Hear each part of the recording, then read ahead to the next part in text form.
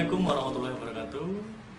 Nama saya Bahrul Rizky Kurniawan. Saya dari jurusan Fisika, Fakultas MIPA.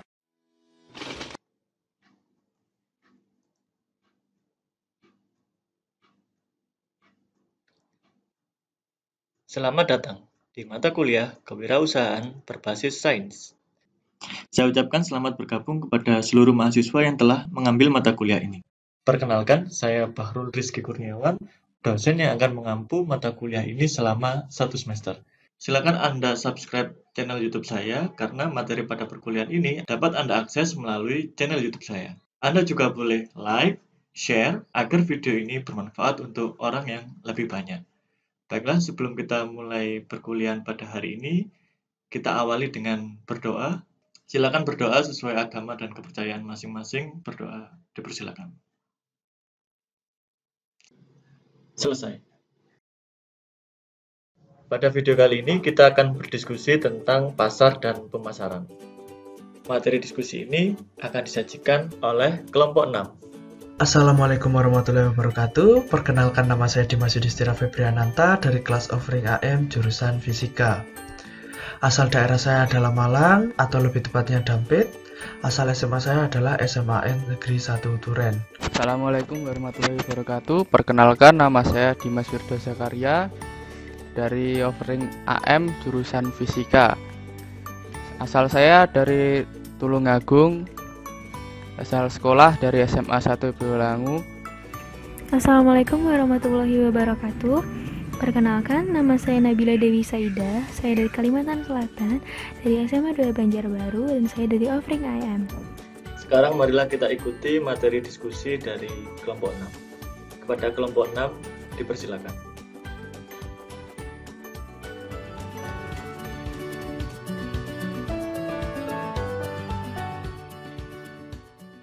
Assalamualaikum warahmatullahi wabarakatuh. Perkenalkan, kami dari kelompok 6 yang beranggotakan Saya Dimas Wirdo Zakaria. Saya Dimas Yudhistira Febriananta. dan saya sendiri Nabila Dewi Saida.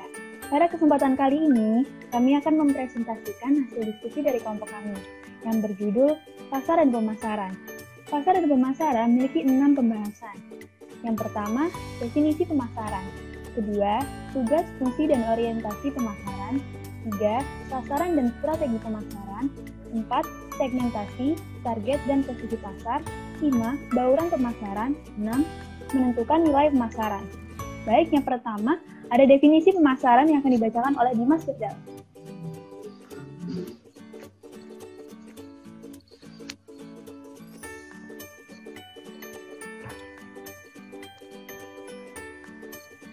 Definisi pemasaran memiliki banyak arti yang dikemukakan oleh beberapa orang, di antara lain oleh Sukamti pada tahun 1993, yaitu pemasaran merupakan sebagai aliran barang dari produsen ke konsumen.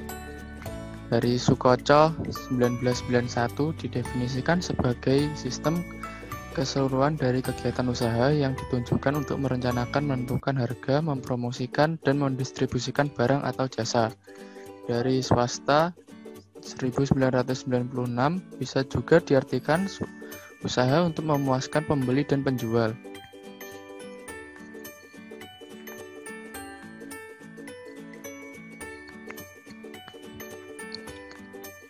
Dari Asauri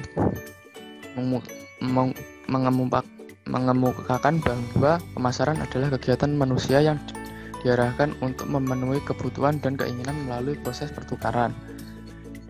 Kotler tahun 1997 mengemukakan pemasaran sebagai suatu proses sosial dan manajerial di mana individu dan kelompok mendapat apa yang mereka butuhkan dengan menciptakan penawaran dan menukarkan produk dalam pasar.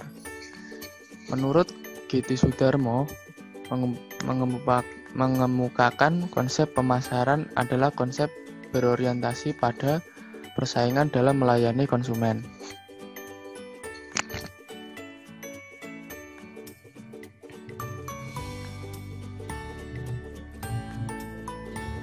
Tugas, fungsi, dan orientasi pemasaran diantara lain adalah fungsi perdagangan, yaitu yang berkenaan dengan pemasaran produk yang tepat dalam jumlah yang tepat serta harga selaras, termasuk dalam faktor-faktor lain seperti bentuk, ukuran, kemasan, dan sebagainya. Fungsi pembelian, yaitu peranan perusahaan dalam pengadaan bahan sesuai kebutuhannya. Fungsi penjualan, meyakinkan orang membeli suatu produk yang mempunyai arti komersial lainnya. Fungsi transportasi, perencanaan, seleksi, dan pengarahan semua alat pengangkutan untuk memudahkan produk dalam proses pemasaran. Fungsi pergudangan, yaitu menyimpan barang selama waktu produk tersebut dihasilkan dan dijual. Sasaran dan strategi pemasaran. Sasaran pemasaran yang dimaksud adalah terkait dengan apa yang akan dicapai dalam kegiatan pemasaran. Agar manajemen perusahaan dapat bekerja dengan berorientasi pada sasaran-sasaran yang telah ditetapkan, maka sasaran-sasaran tersebut setidaknya memenuhi 4 kriteria sebagai berikut. 1. Sasaran harus diurutkan secara hierarkis, dari yang paling penting hingga ke sasaran yang kurang penting untuk dicapai. 2. Sasaran sedapat mungkin harus dinyatakan secara kuantitatif. 3. Sasaran yang ditetapkan harus realistis, tidak berdasarkan angan-angan saja. Yang terakhir, sasaran harus konsisten.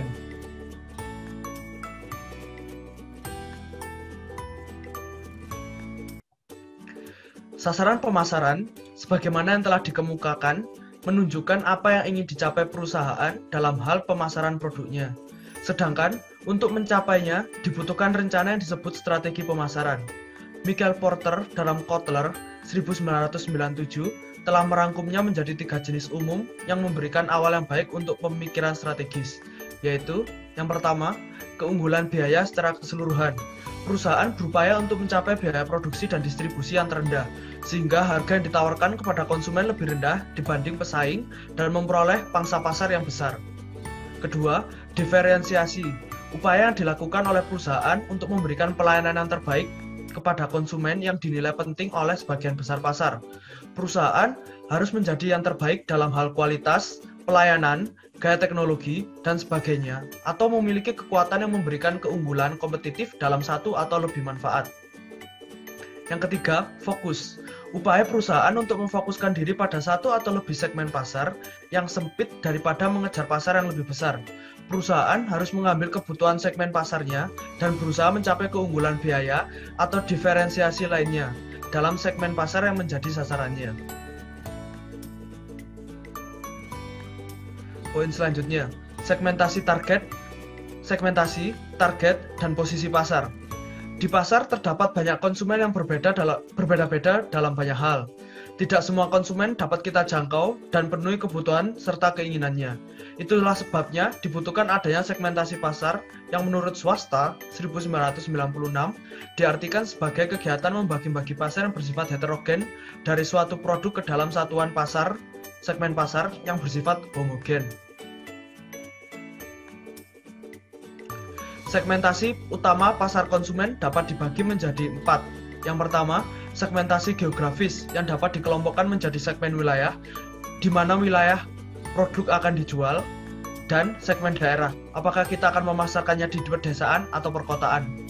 Yang kedua, segmentasi demografis merupakan pengelompokan berdasarkan usia, jenis kelamin, pendidikan, agama, pendapatan, kelas sosial, dan sebagainya. Yang ketiga, segmentasi psikografis yang meliputi pengelompokan konsumen berdasarkan gaya hidup, kepribadian, dan sebagainya. Keempat, segmentasi perilaku merupakan pengelompokan konsumen berdasarkan status pemakai, tingkat pemakaian, kesetiaan, sikap, dan sebagainya. Tidak semua segmen pasar yang ada efektif bagi suatu perusahaan.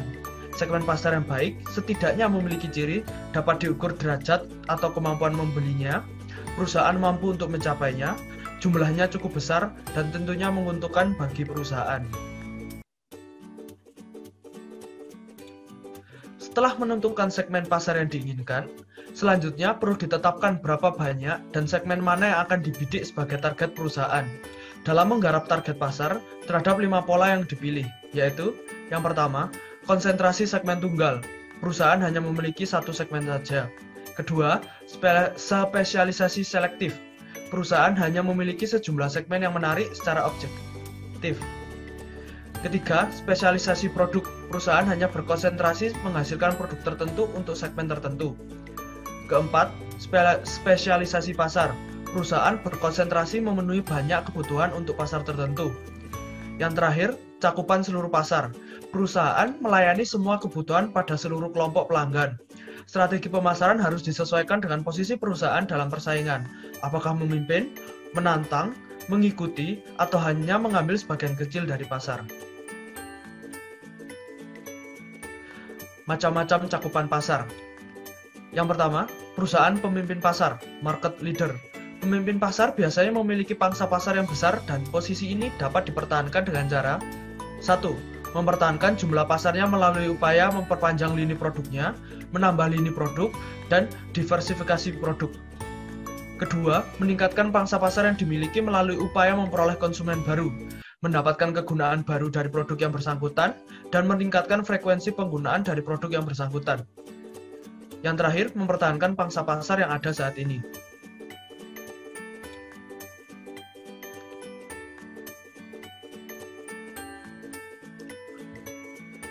Yang kedua, perusahaan penantang pasar, market challenger.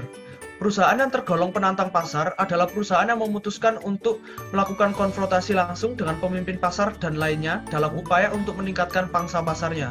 Upaya peningkatan pangsa pasar dapat dilakukan dengan cara, yang pertama, menyerang langsung para pesaingnya, yang kedua, memanfaatkan daerah-daerah di mana pesaingnya lemah, yang ketiga, memanfaatkan pasar dari perusahaan-perusahaan lain yang lebih kecil. Untuk meraih kesuksesan, perusahaan penantang pasar biasanya harus mengembangkan lebih dari satu taktik, seperti menghasilkan produk yang lebih rendah kualitasnya dengan harga yang lebih murah, melakukan potongan harga, memproduksi atau menawarkan produk yang berkualitas tinggi, memperpanjang lini produk, menyempurnakan produk, menekan biaya, menggiatkan promosi, menyempurnakan distribusi, dan meningkatkan pelayanan. Yang ketiga, perusahaan pengikut pasar, market follower. Perusahaan tipe ini adalah perusahaan yang merasa bahwa akan lebih banyak ruginya daripada untungnya bila menyerang para pesaing yang nyata-nyata lebih kuat dan dapat bertahan lebih lama dalam peperangan tersebut. Upaya yang dilakukan dengan cara mempertahankan pelanggan baru yang ada saat ini, dan bila ada kesempatan akan berupaya untuk mendapatkan pelanggan baru. Yang kedua, biaya yang digunakan dalam operasional diupayakan serendah mungkin, namun tetap mempertahankan kualitas. 3. Mengambil perspektif jangka panjang dan mengabaikan pelanggan jangka pendek yang menggunakan kesempatan pada saat harga turun. 4. Perusahaan yang melayani satu pasar, market niche. Melayani suatu pangsa pasar tertentu merupakan pilihan yang baik bagi perusahaan-perusahaan yang tidak menjadi pemimpin pasar dan memungkinkan mereka untuk meluaskan atau mempertahankan pangsa pasar yang mereka miliki.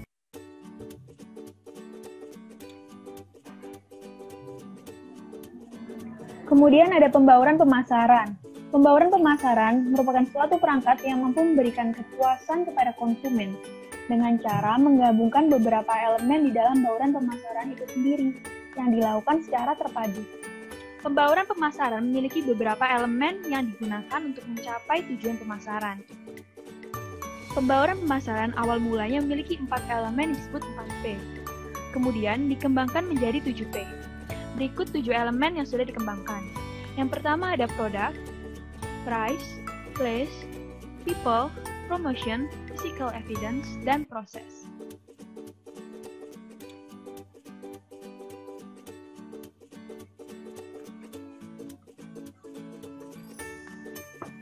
Kemudian berikut 4 elemen yaitu 4P. Pertama ada produk, yaitu sesuatu yang ditawarkan dalam proses pemasaran baik berupa barang atau layanan. Kedua, price, uang yang harus dikeluarkan konsumen untuk bisa mendapatkan produk yang dijual. Ketiga ada place, yaitu saluran distribusi yang digunakan untuk melakukan transaksi jual beli. Bagi usaha yang masih konvensional, tempat yang dipilih harus strategis, mudah diakses, dan memiliki fasilitas yang memadai. Keempat ada promotion, yaitu segala upaya yang dilakukan dengan tujuan agar konsumen dapat lebih mengenal dan tertarik kepada produk yang dijual. Kemudian, ada 7 elemen dengan tambahan 3 elemen yang sudah dikembangkan. Yang kelima ada people atau participant.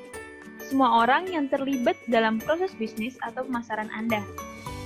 Keenam ada proses, yaitu mengacu pada bagaimana tindakan yang terjadi antara penjual dan pembeli, meliputi proses pelayanan dan proses transaksi. Ketujuh atau terakhir ada physical evidence, yaitu segala sesuatu yang menyangkut peralatan ataupun fasilitas fisik yang digunakan untuk mendukung aktivitas bisnis yang Anda lakukan atau bentuk fisik. Kemudian, ada pembahasan terakhir, yaitu penetapan nilai pemasaran. Nilai merupakan manfaat yang diharapkan oleh konsumen dari suatu barang atau jasa atau layanan yang dijual. Nilai dapat menentukan keputusan orang lain dalam menentukan baik atau tidaknya suatu barang yang dijual.